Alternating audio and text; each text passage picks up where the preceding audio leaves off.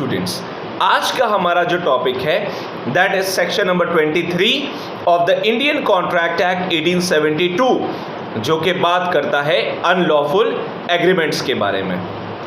तो देखिए, कोई भी एग्रीमेंट लॉफुल है या अनलॉफुल है, ये डिपेंड करता है उसके पीछे के ऑब्जेक्टिव या कंसिडरेशन के ऊपर। ऑब्जेक्टिव यानी जो भी एग्रीमेंट आपने किया है उस एग्रीमेंट को करने के पीछे का आपका उद्देश्य क्या है, या फिर जो भी आपको कंसिडरेशन के फॉर्म में मिल रहा है एग्रीमेंट को साइन करके, उसके ऊपर भी डिपेंड करता है कि आपका एग्रीमेंट लॉफुल है या अनलॉफुल है।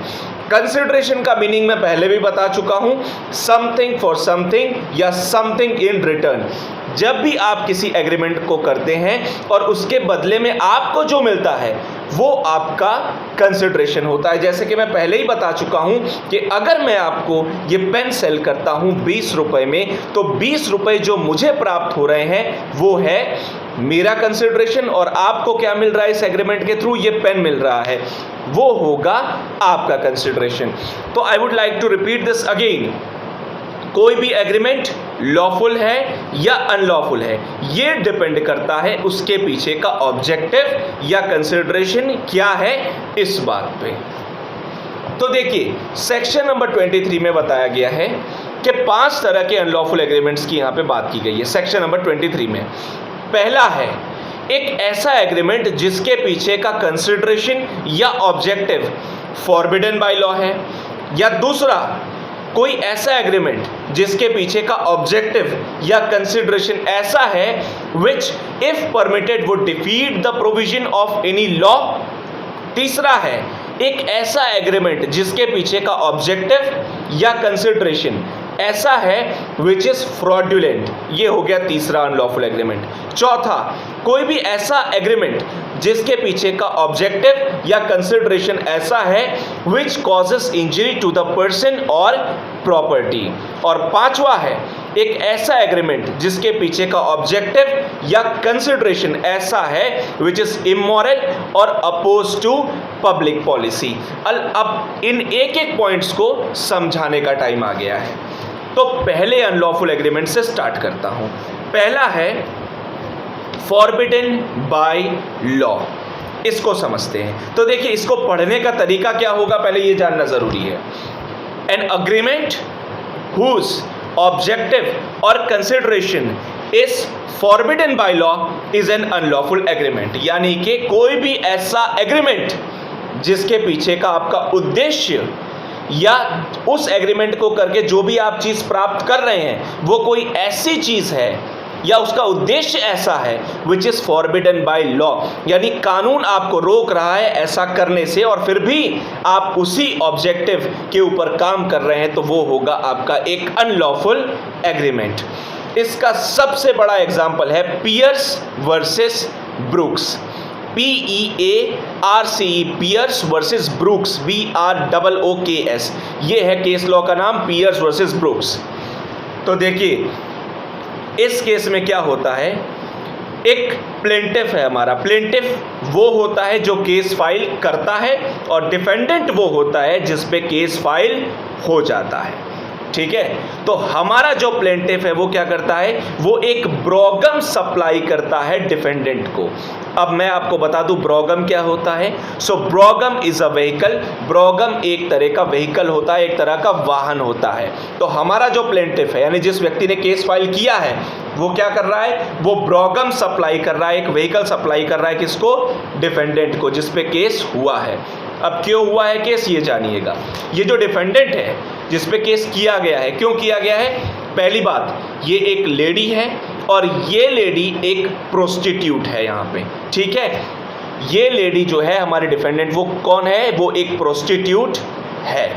और यहाँ पे ये होता है कि इस लेडी को हमारे प्लेंटिफ के द्वारा ब्रोगम जो कि एक व्हीकल है वो सप्लाई किया जाता है। और यहाँ पे जो डिफेंडेंट है, जो लेडी है, वो एग्री करती है कि ये जो व्हीकल उसे मिला है उसका जो भी पेमेंट करना है वो 12 मंथ्स के अंदर अंदर इंस्टॉलमेंट बेसिस पे वो पेमेंट कर देगी। ठीक है, तो यहां तक का पिक्चर हमारे सामने क्लियर है कि हमारे प्लेंटिफ ने एक ब्रोगम जो कि एक व्हीकल है वो सप्लाई किया है, डिफेंडेंट जो कि एक लेडी है जो कि एक प्रोस्टिट्यूट है उसको, और इस लेडी ने प्रॉमिस किया है कि इंस्टॉलमेंट बेसिस पे 12 मंथ्स के अंदर अंदर ये लेडी जो है सारा पेमेंट कर देगी।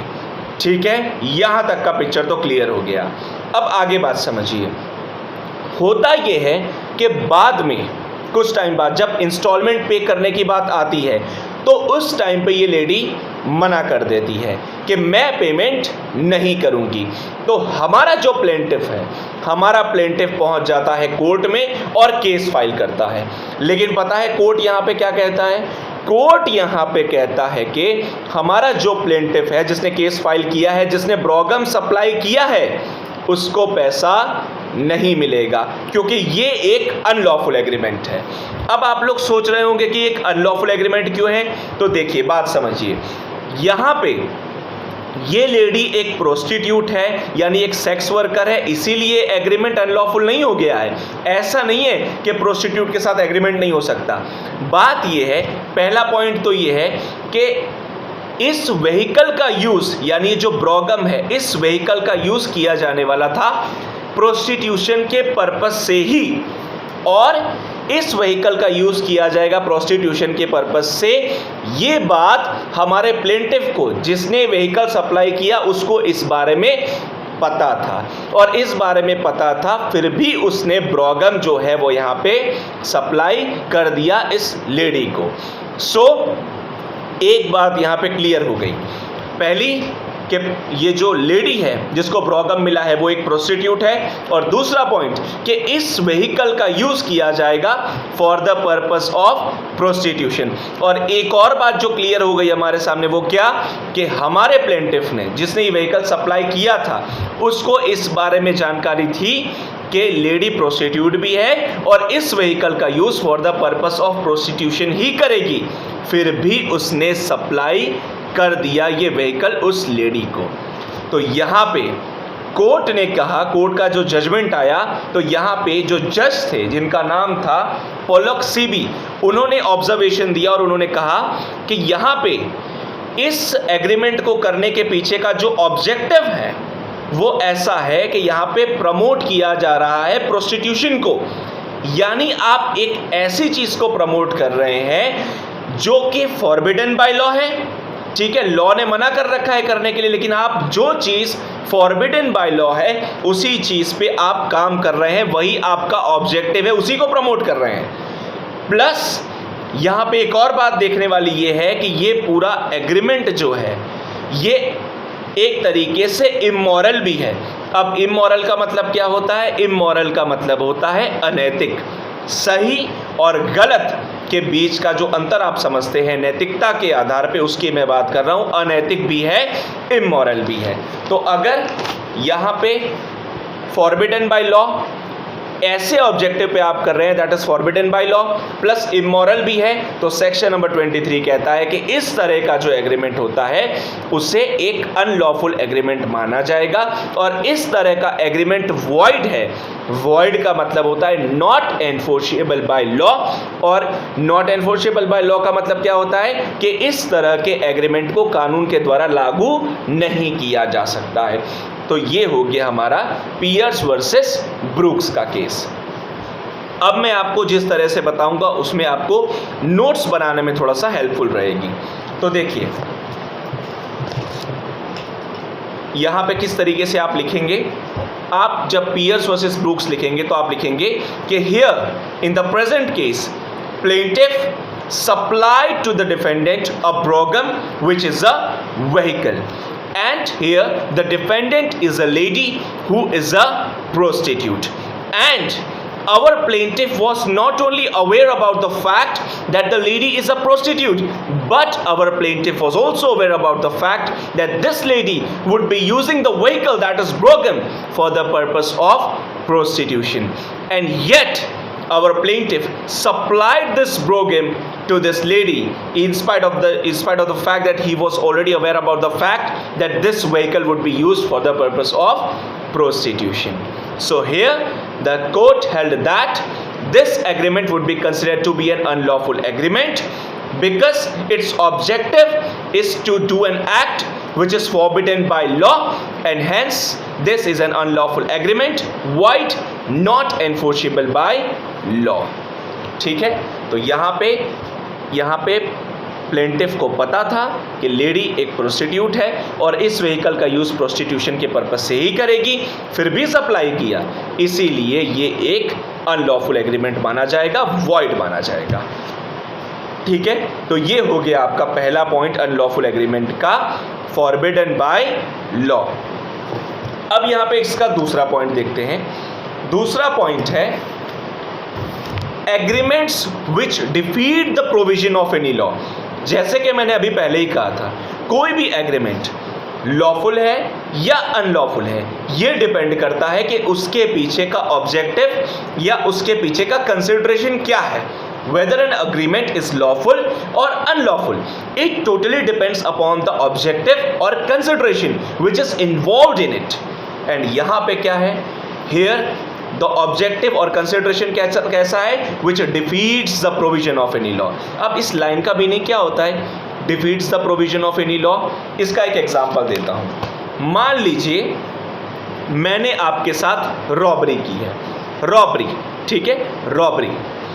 अब मैंने रॉबरी के थ्रू जो भी चीज़ें आपसे चुराई हैं, जो भी चीज़ें मेरे पास आ गई हैं, अब मैं आपके साथ एक एग्रीमेंट साइन करता हूं और मैं आपसे कहता हूं कि देखिए जो भी चीज़ें मैंने आपसे चुराई है मैं सारी आपको वापस लौटा देता हूं, ठीक है, प्लस मैं कुछ और कैश भी आपको दे देता हूं. एक एग्रीमेंट साइन कर लेते हैं, म्यूचुअली आपस में बैठ के एक एग्रीमेंट साइन कर लेते हैं. एक काम कीजिए, मैं आपको कुछ पैसे दे देता हूं, आपकी चीज़ें लौटा देता हूं, आप जो है उसके बदले में मेरे ऊपर जो आपने केस कर रखा है ना, जो चार्जेस लगाए हैं, जो सूट फाइल किया है, आप उस सूट को वापस ले लीजिए, आप विड्रॉ कर दीजिए.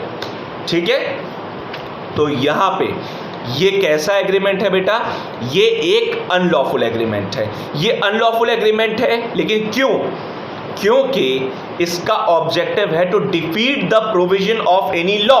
अब इसका मतलब क्या हुआ? देखिए, इसका मतलब यहाँ पे ये है कि अगर हमारे पास रॉबरी का सेक्शन अवेलेबल है आईपीसी में, तो वो क्यों बनाया गया है? वो इसीलिए बनाया गया है टू पनिश द क्रिमिनल. देखिए, क्रिमिनल लॉ है, रॉबरी क्या है? एक क्राइम है, यानी ये क्रिमिनल लॉ है, और क्रिमिनल लॉ का ऑब्जेक्टिव क्या होता है? पनिशमेंट देना. जिस तरीके से टॉर्ट्स का ऑब्जेक्टिव होता है कंपेंसेशन देना, उसी तरीके से क्राइम का जो ऑब्जेक्टिव है पनिशमेंट देना और सोसाइटी को एक मैसेज देना कि क्राइम नहीं करने हैं. तो यहाँ पे अगर इस तरह के एग्रीमेंट को लीगली एनफोर्सेबल बना दे, अगर इस तरह के एग्रीमेंट्स को हम लोग लीगल बना देते हैं, तो इससे क्या हो जाएगा? इससे किसी भी कानून के अंदर जो प्रोविजंस बनाए गए हैं उसकी हार हो जाएगी. किसी भी कानून को बनाने के पीछे का जो उद्देश्य है, जो ऑब्जेक्टिव है, या जो प्रिंसिपल है उस लॉ को बनाने के पीछे का, उसकी भी डिफीट हो जाएगी, वो भी हार जाएगा. सो यहाँ पे किस तरह से चीज़ों को आप समझेंगे कि whenever there's a formation of an agreement whose objective or consideration is of such a nature which defeats the provisions of any law, then that would also be considered to be an unlawful agreement and hence void and hence not enforceable by law. अब इसका एक case दिया है जो कि है Ram Sewak versus Ramcharan. ठीक है, क्या है केस का नाम? राम सेवक वर्सेस रामचरण. देखिए, इस केस में क्या होता है कि दो लोग आपस में ये डिसाइड करते हैं कि हम लोग एक पार्टनरशिप फॉर्म करेंगे. दो लोग आपस में डिसाइड करते हैं कि हम लोग पार्टनरशिप फॉर्म करेंगे और बिजनेस करेंगे, और बिजनेस के थ्रू हम लोग जो है प्रॉफिट अर्न करेंगे. तो देखिए, business means what? Business means profit. क्या यहाँ तक इन दोनों ने कुछ भी गलत किया है कि वो पार्टनरशिप फॉर्म करना चाहते हैं, बिजनेस करना चाहते हैं, प्रॉफिट कमाना चाहता है? जी नहीं, यहाँ तक इन्होंने कुछ भी गलत नहीं किया है. बहुत से बिजनेस एक्टिविटीज़ वो लोग करने वाले हैं, बट इसी एग्रीमेंट में वो एक और चीज़ मेंशन करते हैं. वो लोग ये चीज़ मेंशन करते हैं कि हम लोग क्या करेंगे कि we will not show all the business activities and we will conceal some part of our business activities. मतलब अगर हम 5 या 10, मान लीजिए 10 बिजनेस एक्टिविटीज कर रहे हैं हम, तो 10 में से सिर्फ 6 ही शो करेंगे, 4 शो नहीं करेंगे, कंसील कर देंगे, छिपा लेंगे। अपनी जितनी भी बिजनेस एक्टिविटीज है हर बिजनेस एक्टिविटी को नहीं दिखाएंगे, कुछ बिजनेस एक्टिविटीज को कंसील भी करेंगे, हाइड भी करेंगे। और इसके पीछे का मकसद क्या है पता है? इसके पीछे का मकसद है सेल्स टैक्स से बचना, इनकम टैक्स से बचना। तो जब आपका ये यहाँ पे ऑब्जेक्टिव है कि you want to save yourself from income tax, sales tax, इस ऑब्जेक्टिव से आपने एग्रीमेंट साइन किया है, तो ये एग्रीमेंट किस तरह का एग्रीमेंट हुआ? ये एग्रीमेंट माना जाएगा unlawful agreement. This is an unlawful agreement and hence it would be considered to be void, not enforceable by law. इस तरह का एग्रीमेंट भी अनलॉफुल एग्रीमेंट है, ये भी void है, इसे भी कानून के द्वारा नहीं लागू किया जा सकता, क्योंकि यहाँ हम क्या कर रहे हैं? यहाँ हम defeat the provision of any law, किसी भी कानून के पीछे का जो उद्देश्य है उसको हरा रहे हैं। कौन सा है वो कानून? यहाँ पे income tax and sales tax. जिस तरह से अभी पिछले वाले एग्जाम्पल में हम क्रिमिनल लॉ को डिफीट कर रहे थे, यहाँ हम डिफीट कर रहे हैं किस चीज़ को? सेल्स टैक्स को, और इनकम टैक्स के जितने भी लॉस हैं उनको हम कहीं ना कहीं डिफीट करने की कोशिश कर रहे हैं। सो यहाँ पे किस तरह से आपका केस आप नोट करेंगे? Ram Sewak versus Ramcharan. Here two parties, मैं जिस तरह से बता रहा हूं उस तरह से आप नोट कर लीजिएगा। Here two parties enter into an agreement and they formed a partnership, and here they wanted to do a business and they wanted to earn some profit and there was nothing wrong in this, इसमें कुछ गलत बात नहीं है। But they also mutually agreed to conceal some part of their business activities. Why? Because they wanted to save themselves from paying income tax or sales tax. So here the main objective is to defeat the provision of any law, and according to section number 23, when you enter into an agreement whose objective or consideration is to defeat the provision of any law, then it would be considered to be an unlawful agreement, hence void and hence not enforceable by law.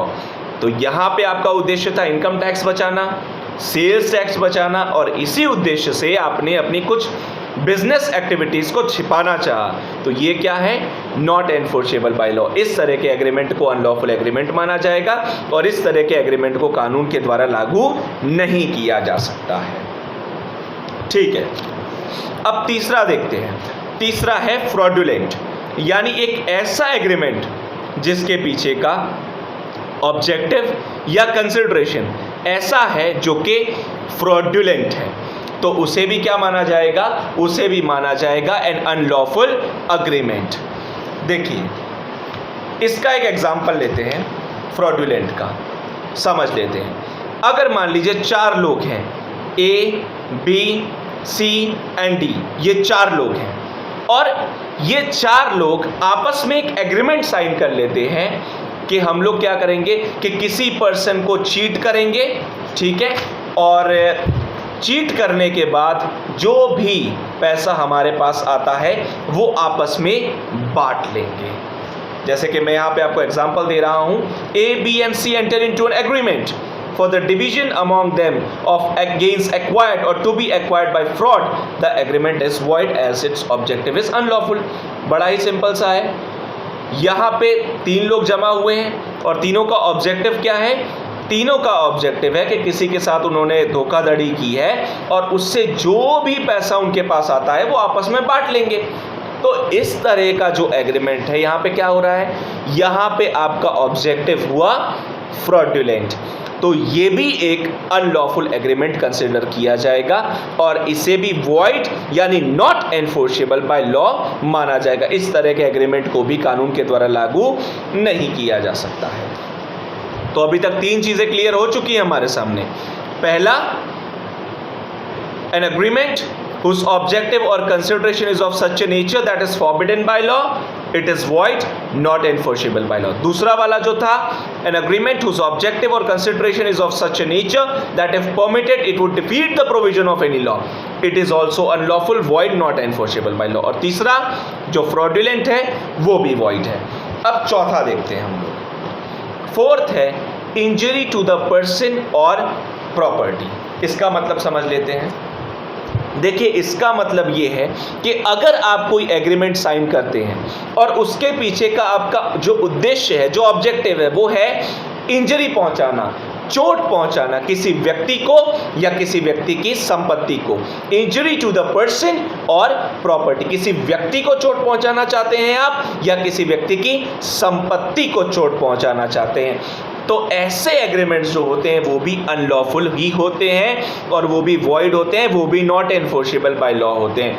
मैं repeat कर रहा हूं आपके लिए ये बात. If you enter into an agreement with a person and your objective is to cause injury to any person or property, then these agreements are also considered to be void and not enforceable by law. इसका एक example देखते हैं. Ram Swaroop versus Bansi Mandar. Ram Swaroop versus Bansi Mandar. देखिए, यहाँ पे एक creditor है और एक डेब्टर है.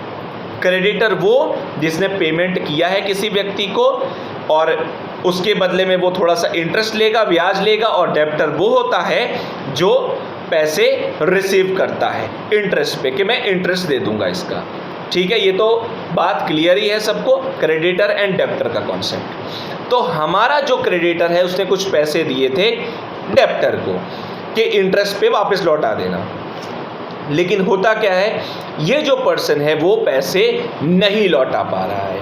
तो जब वो पैसे नहीं लौटा पा रहा है तो वो क्रेडिटर से कहता है कि मैं आपका एक मैन्युअल लेबर बनने के लिए तैयार हूँ, मैं आपका मजदूर बन जाऊँगा. जब तक आपके पैसे नहीं मिल जाते मैं आपके घर पे आऊँगा और आपका घर का काम भी करूँगा, मैन्युअल लेबर मैं आपका बन जाऊँगा. प्लस कहता है कि मैं आपको एग्जॉर्बिडेंट अमाउंट ऑफ इंटरेस्ट भी दूंगा. ये एग्जॉर्बिडेंट अमाउंट ऑफ इंटरेस्ट क्या होता है?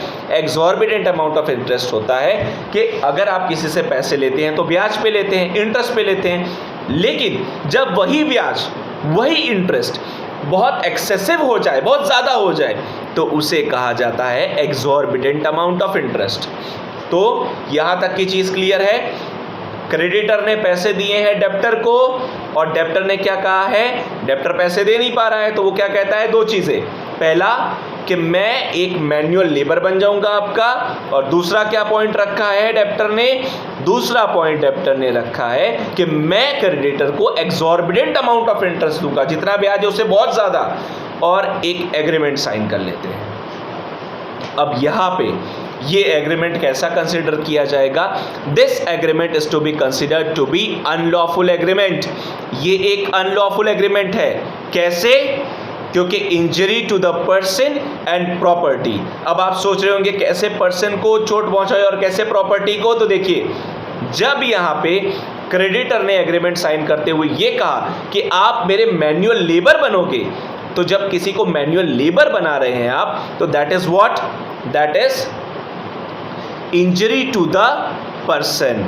ठीक है, और फिर इंजरी टू द प्रॉपर्टी कहाँ हुई? तो जब आप एग्जॉर्बिडेंट अमाउंट ऑफ इंटरेस्ट देने की बात कर रहे हैं, एक्सेसिव अमाउंट ऑफ इंटरेस्ट देने की बात कर रहे हैं, तो वो क्या है? पैसा क्या है? पैसा एक व्यक्ति की प्रॉपर्टी तो है.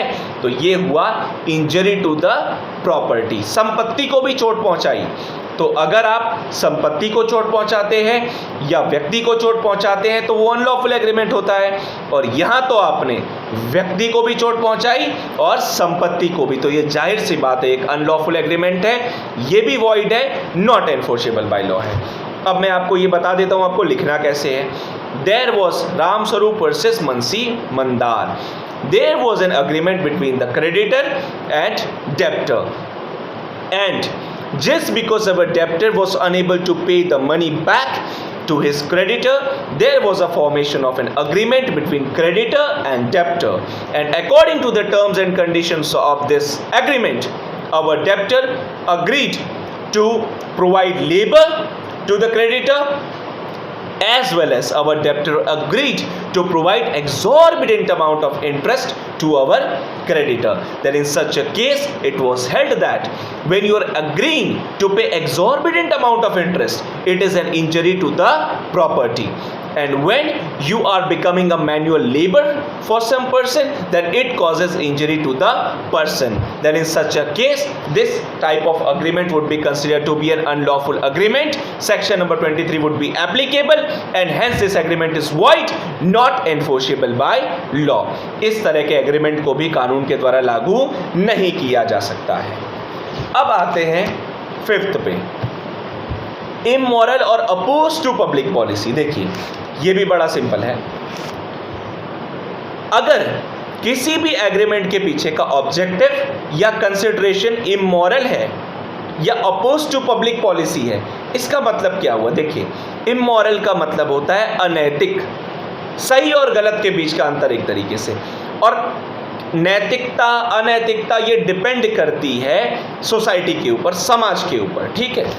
तो अगर कोई भी अग्रीमेंट साइन होता है और अगर उसके पीछे का ऑब्जेक्टिव इमोरल है, अनैतिक है, तो अगर इमोरल है तो उससे भी एक अनलॉफुल एग्रीमेंट माना जाएगा सेक्शन 23 के अंतर्गत, और उसे भी वॉइड कंसिडर किया जाएगा, इसे भी नॉट एनफोर्सेबल बाय लॉ ही माना जाएगा। तो देखते हैं यहाँ पे हुआ क्या था। एक केस बताता हूँ मैं आपको, इससे क्लियर हो जाएगा। केस का नाम है श्रीमती नारायणी वर्सेस प्यारे मोहन। सुन लीजिए, श्रीमती नारायणी वर्सेस प्यारे मोहन। यहाँ पे सुन लीजिए केस।